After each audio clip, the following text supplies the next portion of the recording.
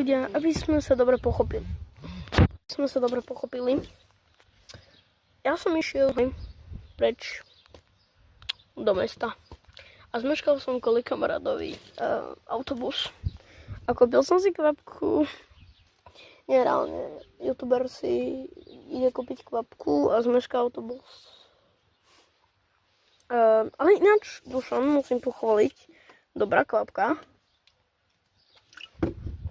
Takže máš dobrú kvapku. Aj s tým. Ale aspoň som prišiel na aute, to je dobré. Na aute som prišiel, ale kamo. Kvapku je dobré, ale podri, čo to je na kvap. To nie je nejaký sponzor, ale Dušan.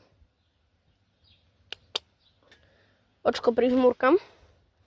Ja som ju trošku vypil, ale tak ešte tam dačo je, bro. Ale kamo, akože dobre je to dosť, no.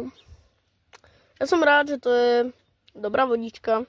Budem si to kúpovať všade. Choďte do Kauflandu si tiež ju kúpiť, hej. Dobre. Choďte tiež. Ale prvú vec, keď pôjdete na autobus, nezameškajte.